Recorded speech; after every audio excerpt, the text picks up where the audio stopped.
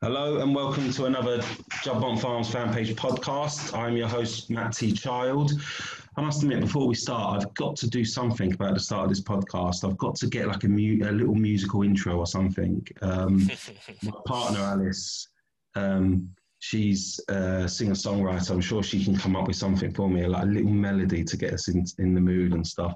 But this podcast, we're talking about the Melbourne Cup, which is on Tuesday morning. For those of you living in the UK, it's a 4 a.m. start, which is problematic for those of us who've got kids who need to go to nursery the next day. But we're dedicated and we'll get through it. With me tonight, because we're recording it at 8:30 on a Sunday, is Craig Walker, who's done the last 3 podcasts with me, and he's back for more. I don't know what possesses him, but anyway.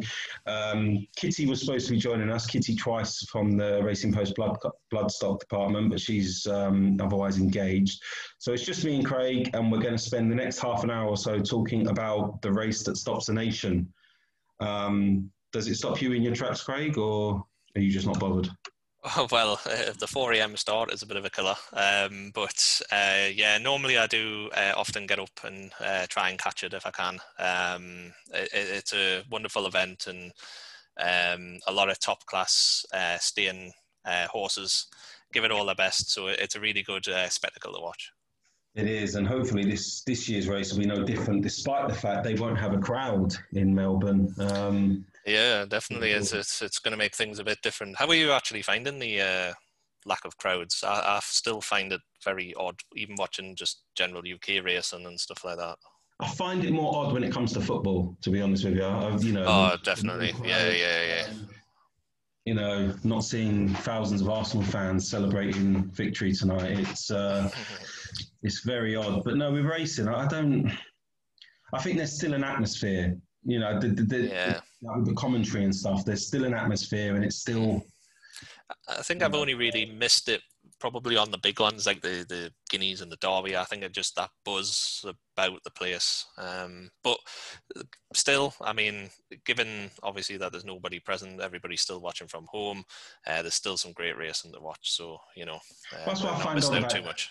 This is what I think, it might be missed with this one, the Melbourne Cup, because whenever I tune in to see it every year, the crowds there, it's insane how many, and I think it's a national holiday in Australia, isn't it? Yeah, they do like a big a thing for it. Yeah, the only equivalent really over here is the Grand National, but I think in comparison to the Melbourne Cup, in some ways, I don't know if it's even on the same level. The way they take it is in total seriousness. Yeah, it's going to be odd for them this year, but hopefully next year we'll be having crowds back. Hopefully, fingers crossed. So I think it will get to a point where racing will need them. They, especially financially, it's going to become a bit of an issue. But moving on to this year's renewal, and Juddmonte Farms, who are striking up quite a record of having runners in the Melbourne Cup these days. Finch, this is their representative this year. This will be his 3rd crack at the race. And I'm pretty sure the year before his first run, they had Snow Sky for Sir Michael Stoughty. I know he came down, but I'm not sure if it was the year. But I'm not sure if we're talking about 4 years in a row here. Mm-hmm. I'm not. I should have looked that up. I mean, that's why I'm totally unprofessional and unprepared for these things. But even so, it's great for them to have an interest, and obviously, the fact they still own a share in Finch is telling that they would love to win this. Oh yeah, absolutely. And obviously Juddmonte, again, being represented on the international stage, is always a big thing for the operation. Finch, as we obviously are aware, having his 3rd go after a 4th and a 7th in 2018 and 19 respectively. He got a little bit closer last year based on the year before. But could it be 3rd time lucky? Are we thinking that way? Or is there going to be some other sort of potential in the pack there? Well, I said in my preview earlier for the Facebook page that I just think if he finishes in the first 4, I can see that him winning. I'm not sure the race will set up for him, but he's got a low draw. He's got the ideal jockey on his back. He'll hopefully get in a nice early position. And if he can kick early enough, you know, he's a hard horse to catch and pass. I mean, very elegant. She had to pull out all the stops when she won the Turnbull Stakes a month ago, when Finch was in front with like a furlong to go, and you know she had to pull it all out to get past him. You know, he's a hard horse to get past, but he's not. He's just not a speedy horse for me. He's a galloper. He's got a long stride. Let him use that stride and see if others can catch him. But it's a tricky race to do that, really, isn't it? When do you commit? You know, do you remember the year? Was it Aidan O'Brien tried to make it a 3-miler when he had, I think, 3 pacemakers in the race, and it was a disaster. It's so I think timing is very important in this race. But if it comes down to guts and determination, Finch has got those, and I can see him being in the first 6 again. And what was he, 7th last year? I can see him doing as well as that again. I'm just not convinced he is speedy enough over 2 miles to win it. It's a weird thing to say, but well, obviously based on his sort of runs this year, his 3rd in the Chelmsford Stakes, and then his 3rd behind Very Elegant, and then his 5th in the Caulfield Cup. As you've said, he's very hard to pass. He's a gritty horse. You know, there's not going to be many people beating him. Yeah, probably the word I'd use for him. Yeah. Yeah, because he loves a bit of a fight, but as you've said, probably doesn't have those gears over those distances. Now, 2 mile seems more plausible because, as you said, he's a big, long horse, like loves the gallop, big legs sort of thing. But his 2 runs, obviously, at 2 mile have been in this race. So it's not a conclusive thing that he definitely wants the 2 miles, but his 2 runs at 2 miles couldn't have been much better. I mean, 4th in the first occasion on 2018, 7th in 2019. 2 mile to me seems like a more suitable trip for him based on like the sort of speedy possesses, which is, as we've said, not a lot over 1.5 miles. He's good. He can keep it up in good company. You know, he's running Group 1s and stuff like that over 1.5 miles. But this is a different kettle of fish altogether, this Melbourne Cup. And as you say, I think it's going to really depend on what his tactics are. Are you thinking that he's probably going to be up there with the pace? Maybe not leading, but just like sort of 5th, 6th, maybe just tucking it behind? Yeah, that seems to be his style, really. I mean, I feel a bit of an idiot saying he might not have the pace at the end. He was 3rd, and he very nearly won a Group 2 over 1 mile when he's come back this year. It's such a strange thing to say because they slow it right down at halfway, or not even halfway, but halfway through the race. They slow the tempo right down. It's almost like they're trotting, and then they sprint when they get to the turning for home. And I think he'll be in the ideal position. I can see him he'll swing 3 or 4, 5 wide off that final bend, and he'll be there. I bet you he'll be in front at some stage with 2 to go or over a furlong out, and he'll be outpointed late on. I can just see that scenario with Finch. That's not to say he's not good enough to win. I think he is. I just think there'll be something there that will catch him, that will come late and catch him. Yeah. I mean, there's no doubt that he's a quality animal. And, I mean, he even went off his favourite for the race last year. So, you know, he's obviously held in that regard. He's, again, as we've discussed, I mean, he was only beaten a length and a quarter in total, even though he was 7th. But it's due to that nature of the racing over there. They obviously go really quick, they slow it down. And then it was basically a blanket finish in the end. I mean, separating the first 10 in the race, I mean, could even go even further down, 16. First 16 in the race were 5 lengths apart. So, you know... I'll tell you what, let me ask you one thing, right? And now I don't know if this is relevant at all, because I don't know how it works in Australia.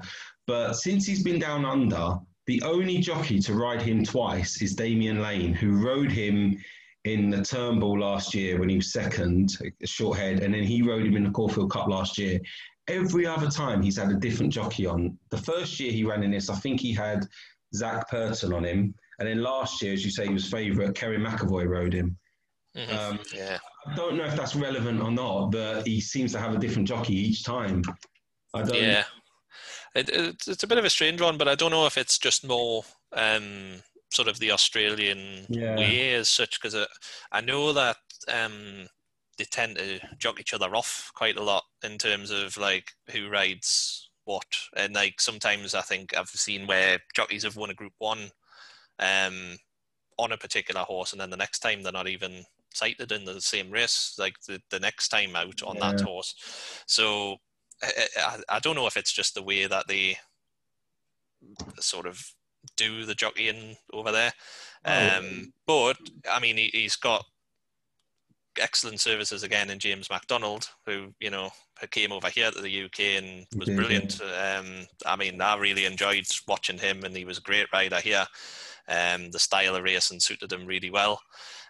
He's obviously gone back to Australia, and got to mention he's win in the Jersey Stakes on Expert Eye. Joanna, I won't try and say her surname and embarrass her, but Joanna looked after Expert Eye, and that was a big day for her. So shout out to her.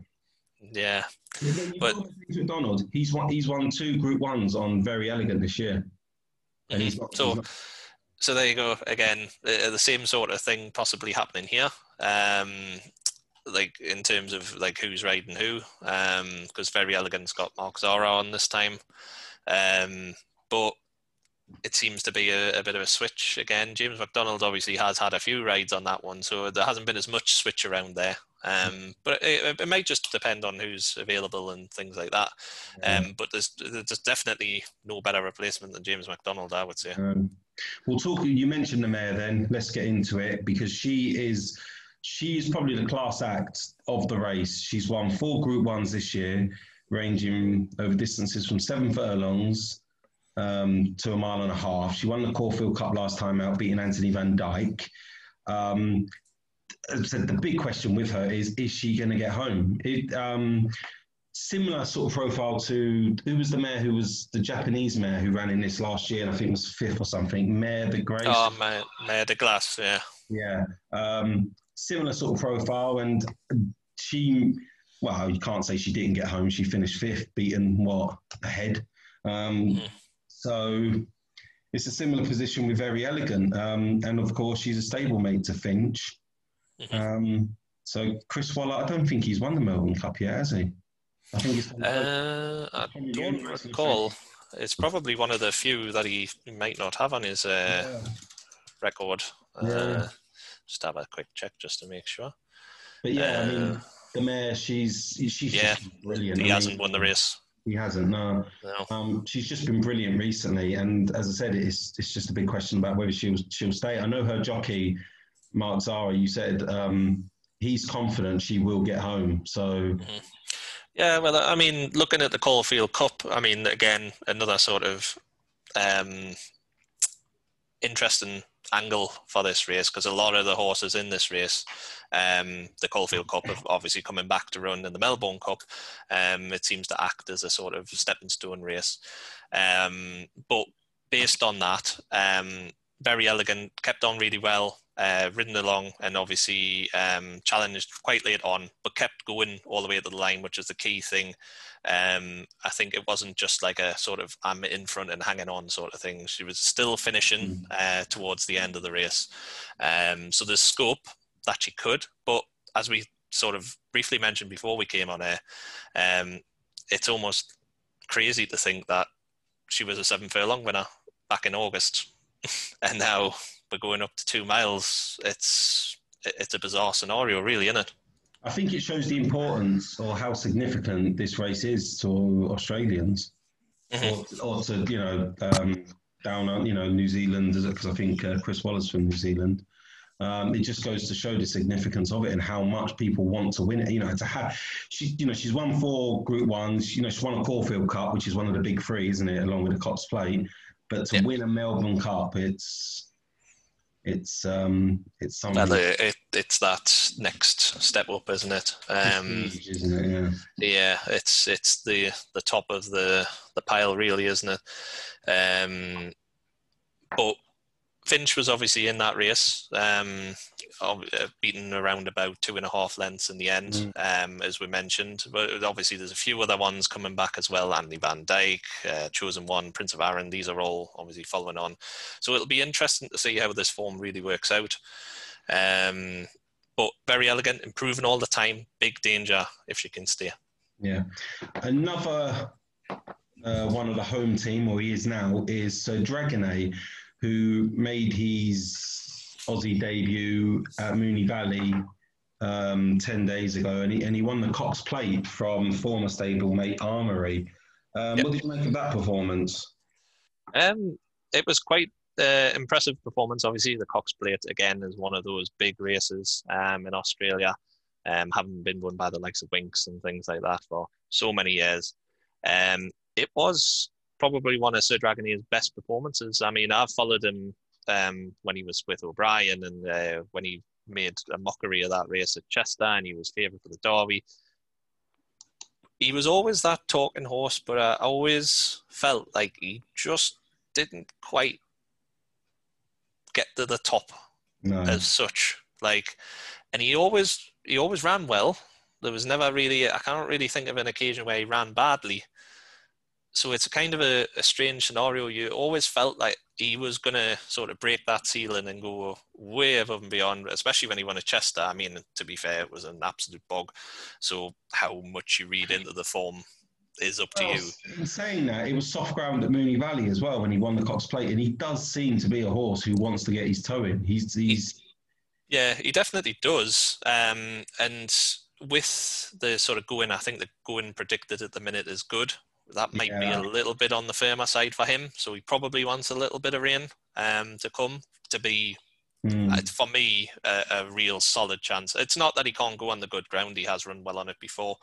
But as we say, he seems to definitely prefer a little bit of juice on the ground. I'm just with him. I'm just not sure he's the most reliable. He's never been the most reliable. That's it. And this kind of backs over to kind of what I was saying about him not quite hitting that, or breaking through that ceiling where you thought he's a top horse. Yeah. He did throw in the odd unusual run. Maybe he might have finished second or third, something like that, but it never quite looked like he was going to win, even though you might have thought, oh well, it's a penalty kick for him. So that would be my concern with him. But yeah, I mean, the distance as well is going to be another question mark. He ran in the St. Ledger, finishing fourth behind, obviously, Juddmonte's Logician. But he obviously didn't quite get home that day. And so for me, the worry would be the 2 mile. I just don't know if that's going to be right up his street. The Cox Plate, 1.5 mile 2, would be probably more his distance, in my opinion. Hence, obviously, a great win last time. He beat Armory, ironically, which I backed. So, obviously, I wasn't best pleased with that result. But for him, I was pleased for him as a horse, because, like I say, he's deserved to probably win a big one, and that was probably his. I just got a feeling that, the way they slow it down and stuff, whether it will suit him or not, I just get a feeling he's more of an end-to-end galloping horse, and whether I'm not saying he's ungenuine, but whether it will just suit his style to then sprint at the end. I don't know, but I mean, you can't crab him. He's gone down there, and he's first start. He's won a Premier Group 1. I mean, it's yeah. I mean, Connections must be absolutely thrilled with that. Straight return on their investment. So. But yeah, what did you make of his performance in the Cox Plate? Do you think that this lines him up for a race like this? I haven't seen it. Oh, fair enough then. I never actually. I've not seen the race. So I can't. Why do you think I threw that one to you? That's okay. I didn't see it, but as I said, I'm based on his European form and the way he raced in Europe. I'm just not. unsure if the nature of the race, the slowing down and then the tempo change, and whether that's going to be in his favour or not. Yeah. Let's move on, please. Val and Declare, Yep. who got up last year in that memorable finish. Yep. Um, Still wounds us to this day, but yes, as it turns out, he got disqualified anyway. The one that I backed, but yeah. never mind. We'll come to that in a moment. But this lad, he's just the climb in the weights has really affected him. He's just not in the same form, and now connections are throwing blinkers on him. I just couldn't have him personally. Yeah, I mean, a great win to win in the race last year. Obviously, he got a nice breakthrough, come through and managed to get up close home. But last year, he was on a bit of a roll. He'd had a couple of wins. He'd been running well in Group 1 contests. This year, it's been hard work. As you say, he's probably, found it a bit tough after winning that. But he was well behind Very Elegant back in October in the Turnbull, and he was again well behind in the Caulfield Cup. So he doesn't look in the same vein of form as he did coming into this last year. No, you wouldn't have much confidence in him. I think the blinkers are just a sign of desperation to me. Yeah. Elsewhere with the home team, there was one that I mentioned, the 3-year-old down at the bottom. I mentioned in my preview for the fan Facebook page, Russian Camelot, who is another by Camelot, Derby winner, and he won the Guineas as well. This lad, he was behind Sir Dragonet in that race that I haven't watched. Yeah. last time out. So why on earth I've mentioned him, I don't know.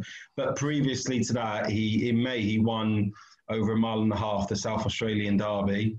And then he won at Caulfield again, Group 1 in September. And he just seems to be a young and improving stayer to me. Yeah, definitely. Well, he's one of the young pretenders, yeah. Got the main man on him in Damien Oliver as well.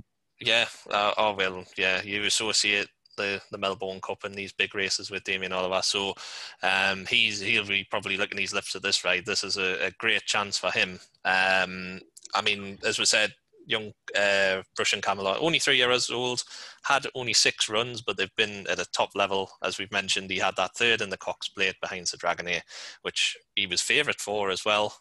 He ran a good race, did nothing wrong, just obviously got sort of worried out of it a bit in the finish when Sir Dragonet and Armory went on.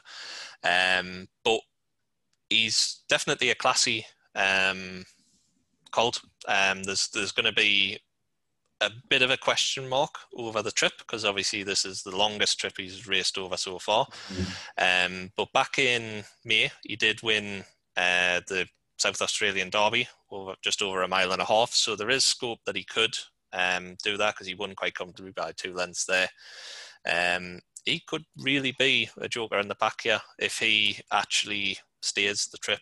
I really like him. I've got a lot of time for him. I think he'll run a big race. I wonder whether this might come 12 months too soon for him. I reckon this time next year he could be the main man. He could be. The lack of experience would be a bit of a negative for me, and I think that's my only concern. But the level of form that he's produced in those 6 runs is actually quite good, and it's capable of winning a race like this. It's just whether he has enough experience to be able to cope with such a big field. He's stablemate and another son of Camelot, King of Leogrance, I think so they say it. He'll stay without any trouble. He's won over 2 miles already. Just wonder whether he's good enough.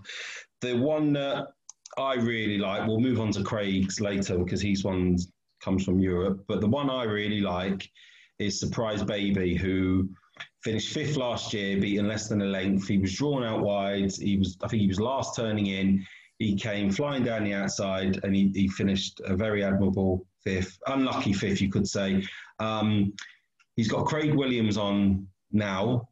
He's only had 2 races this year. He was second over 1 mile on his reappearance at September, and then he finished 9th, but he wasn't that far behind Very Elegant in the Turnbull Stakes a month ago.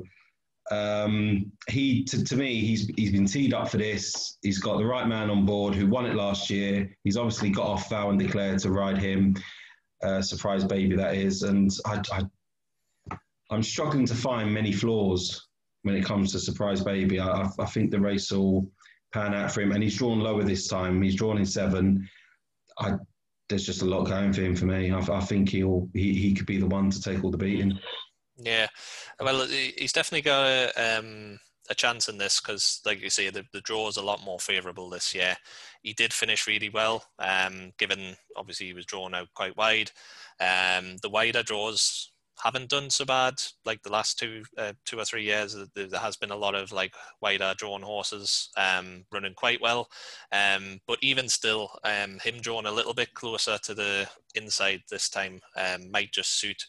The staying power we know is there because he won the Adelaide Cup a little while ago, back in March 2019. So there's definitely scope for him to stay the distance. He was fast finishing last year, as we mentioned. I think there's a big run there, definitely. Yeah, I do. I just think he ticks a lot of boxes. And yeah, I think if he gets lucky in running, I don't think he'll be too far away. I mean, he's also by Shocking, who won the race back in 2009. So yeah, I mean, staying is no problem. So I can just see him running a massive race again. I mean, he ran a massive race 12 months ago. I can just see a similar scenario, and I'm just hoping for him he can go 4 places better. Are there any other ones from the home side you want to just give a quick mention to? Just when I was having a little look through, there was one that I thought might run quite well at a little bit of a price, and that was Steel Prince.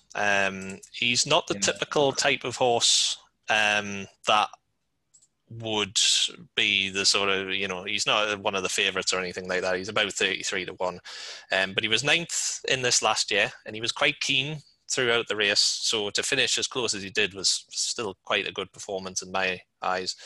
And he was all out to win the Geelong Cup last time, and he's got a decent record here at Flemington. Like looking back through it, he's had a couple of wins, and he was 9th in the Melbourne Cup last year. So there's definitely a chance for him, I think, at a price. And he's also drawn quite wide, so if he keeps out of trouble, he might be okay. But obviously, if he can control the keenness, because he was a little bit too keen last year, a bit too free, and I think that just ruined his chance a little. The one you kind of mentioned as well, King of Leo Grants, if that's how you pronounce it. Yeah. I think he's quite overpriced here. Looking through some of his form that he had, he was a 2020 Adelaide Cup winner. He's just been prepped nicely for it. 3rd in the Geelong Cup. That was a nice warm-up. And the owners are obviously, powerhouses in Australia. So they'll obviously be looking to try and get involved with this. The only massive negative that I found, interestingly, was that he's drawn stall 18. And stall 18 is very bad for the Melbourne Cup. There's been no horse won from stall 18 since 1924. I don't think I was born then. Were you? Yeah, I wasn't. I certainly wasn't around, but that's quite a strange stat. So that would be one thing that would make me a little bit, but then again, history records are there to be broken. So, well, I mean, he'll stay. But yeah, that's pretty much what I think of them. Right. Well, we'll come back to Europe, and I mean, we mentioned earlier that there won't be any actual spectators in the stands, but there might be 1 or 2 horses, including Tiger Moth, who is well fancied, but he's drawn in 23. I'm not even sure he's on the racetrack, to be honest, but he's out there. He was 2nd in the Irish St. Ledger behind Santiago on only his 3rd start, having broken his maiden earlier in the month at Leopardstown. And then he was last seen winning over a mile and a half at Leopardstown in a Group 3 contest. He's obviously been teed up for this, and although he's got no weight on his back, he's also got Kerry McAvoy on his back. There are plenty of negatives, I think, not only the draw, but his inexperience in not only a field of this. Well, no, he has run in big fields, but his inexperience in this kind of contest at this level. Yeah, So, absolutely. Yeah, absolutely. I mean, he's a very similar profile to this Russian Camelot. Very inexperienced, but has run really well at the top level. That second behind Santiago is up there with some of the best form in this race, arguably, in the Irish Derby. Where do you stand on, because you obviously mentioned a lot of negatives, but where do you stand on his sort of breeding? Because to me, he doesn't scream out that he wants a trip like this. But obviously, he's been trained with this in mind. Yeah, well, I was going to mention that he's by Galileo, who is, I think, will go down as one of the greatest sires of all time. But he is out of a sprinting mare, who's by Mujadil. So there has to be a doubt, but I think he'll be fine given the way the race is run, and he's already won over a mile and a half. Mm-hmm. I just worry about his inexperience. He'll be coming around that final bend, and he'll either be out wide or he'll be surrounded by other horses, and it's just whether that catches him out or not. As I said, the weight is fine, the man on his back is fine. His trainer's never won it, so that's another issue, although I don't think it's too much of an issue, to be honest with you. They've gone close numerous times, but his inexperience from that draw just has to be a concern for me. I think for me, it's obvious that Aidan O'Brien wants to win this race. I mean, his son's already done it, and probably one of the few things where his son's actually outdone him. Master trainer, he's won virtually everything. So I can see that they're going to be pushing quite hard with this. They've got a couple of good chances again this year. To me, I'd be a little bit worried on the sort of breeding side that the 2 mile will probably be a bit of a push. And then also, as we mentioned, if he gets caught quite wide, I'd be quite worried as well. I mean, he's drawn right out in the car park. So he doesn't really want to be caught wide. I mean, 8, 9, 10 wide going into the straight, because that's obviously going to cost him a lot. So it'd be interesting. How do you see his race actually panning out? Do you think he's going to push forward to try and overcome it, or sit back? No, I don't think he can. I think he will sit and wait on him. I don't think you can push forward on a horse like this, and you don't know whether he'll be keen up there. And no, I think he'll drop him in from his draw, and then hope he gets the luck in running. And just whether the chips fall. To be honest with you, I fancy his stablemate Anthony Van Dyke a bit more. I mean, funny enough, I think he's also out of a sprint mare. But he is a class act on his day. He won the Derby last year, and he looked a shadow of his former self before he beat Stradivarius at Longchamp in the the Prix Niel? The Prix Foy. We beat Stradivarius. Yeah, I always get them too mixed up. And then he went down to Australia and he finished second in that Caulfield Cup, and he had to come very wide off the final bend, and he stayed on, and very elegant. I mean, as you said, she wasn't hanging on, but he was coming late and fast at her. I think, I mean, the issue with him is he's giving lumps of weight away to everything. But he's experienced. He's got a decent draw. He's got a touch of class. I wouldn't be surprised if he finished in front of Tiger Moth of the two of the stablemates. Anyway, I think he might have. He's got more solid claims based on. Yeah. Well, I mean, it seems like obviously he's been trained with this race in mind as well. He's obviously that win against Stradivarius was a big, massive boost back to form, because he kind of, as you say, went a little sort of off the grid a little, and you were a bit worried, well, have we seen the best of him, after the Derby and things like that. But the second in the Caulfield Cup was a real solid bounce back to form, and he's kept on really well. And as well, given that weight, the very elegant too, obviously for her sort of allowances. So it was a solid performance, and it tees him up nicely for this. And as we've kind of both agreed, I think for me, he's the number one O'Brien choice here. Tiger Moth is a class animal, there's no doubt about it, but I just get the feeling that Anthony Van Dyke will stay a bit better. Yeah, I agree with you on that.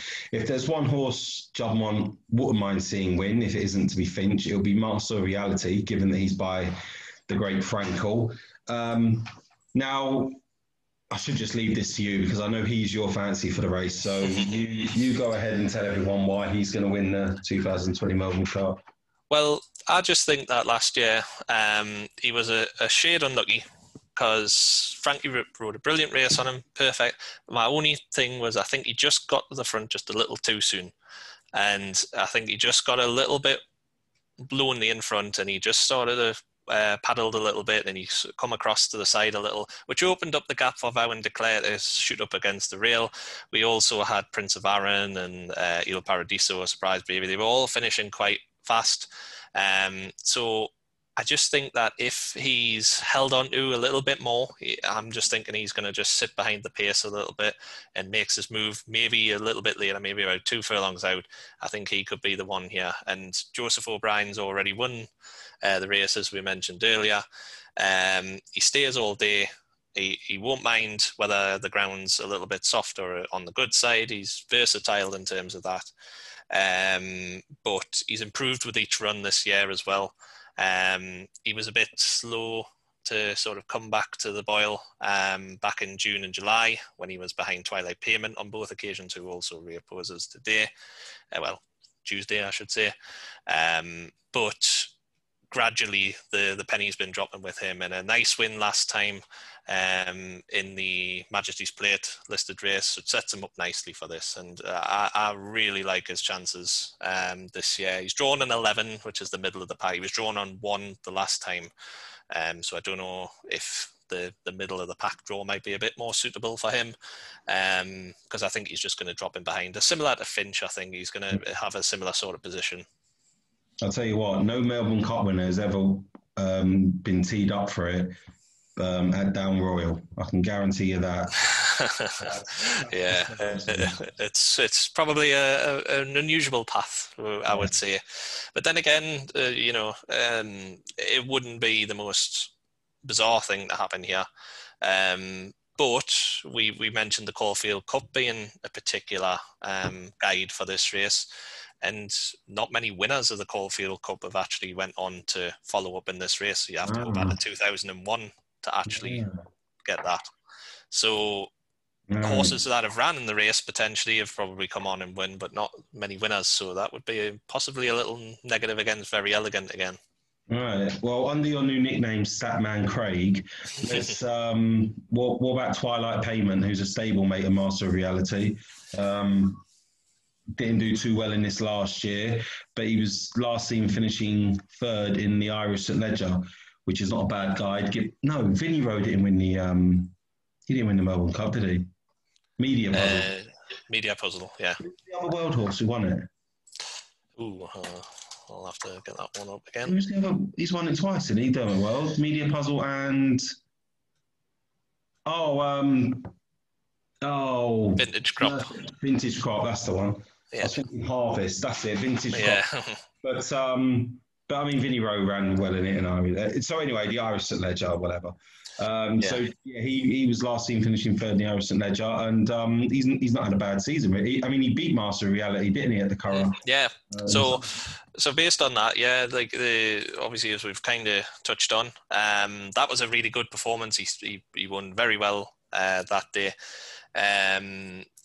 He's a lively outsider in my eyes. Like again, I think Joseph O'Brien's got 2 solid chances. They're both out and out stayers, so they'll love this sort of contest.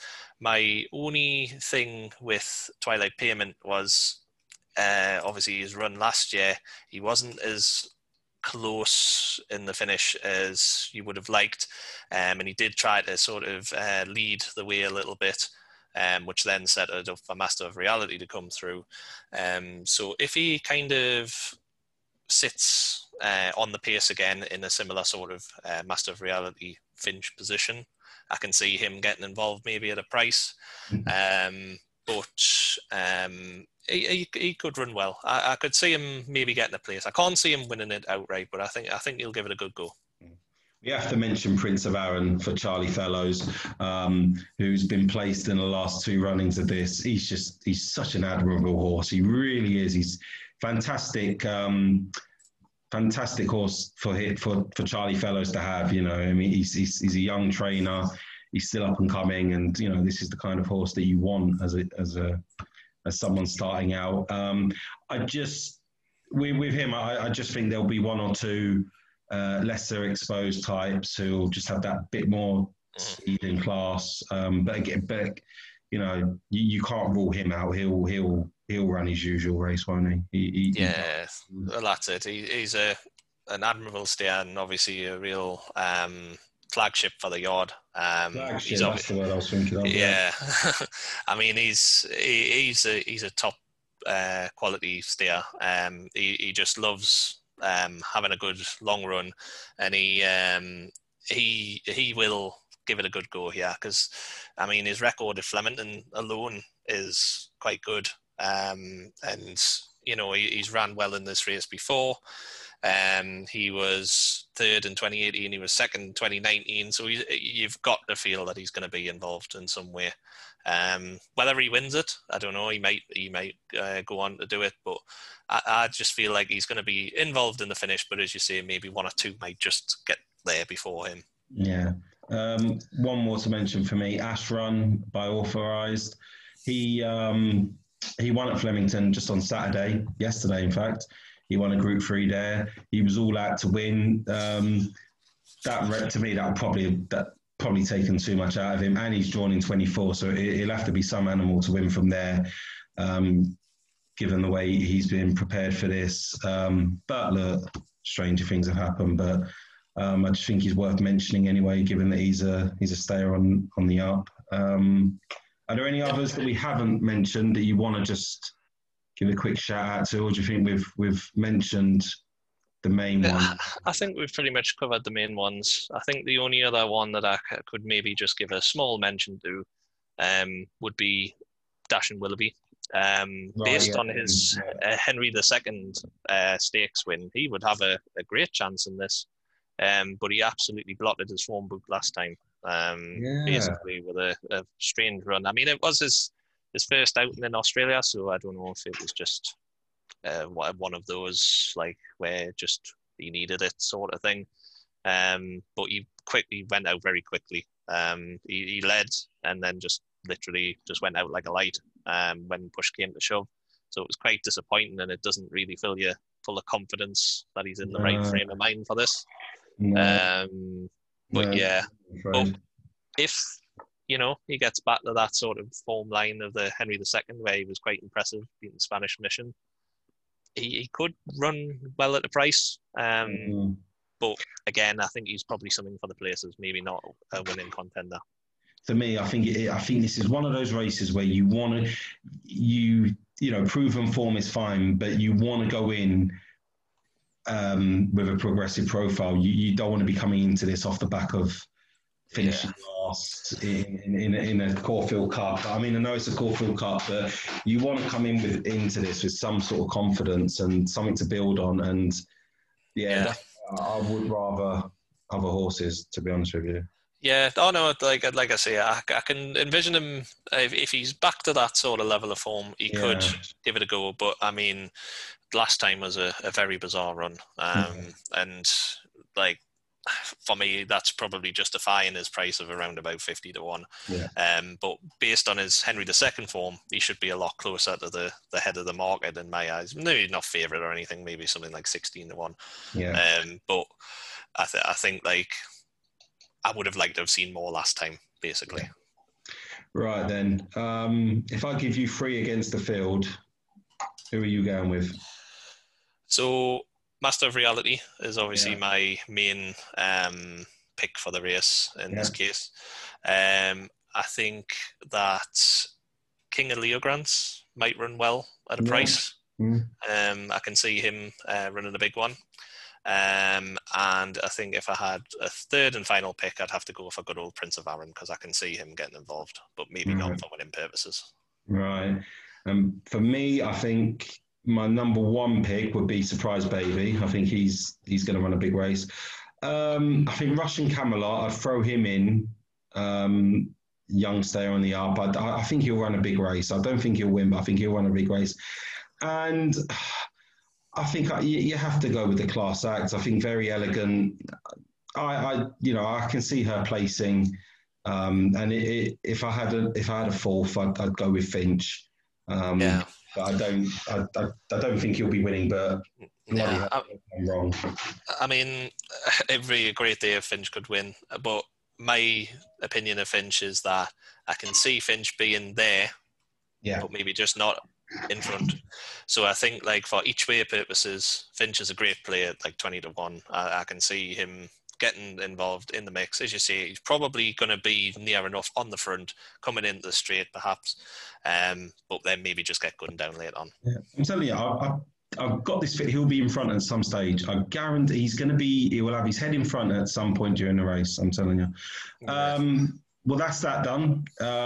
There's no rest for the wicked because we will be back in a couple of days doing another podcast. Hopefully, Kitty will join us then for the Breeders' Cup, in which Juddmonte should have two runners. Siskin will run in the Turf Mile, which Expert Eye won a couple of years ago, and Tacitus. Good old Tacitus. He'll be in the Breeders' Cup Classic, which no doubt he'll go and win. After last time, yeah.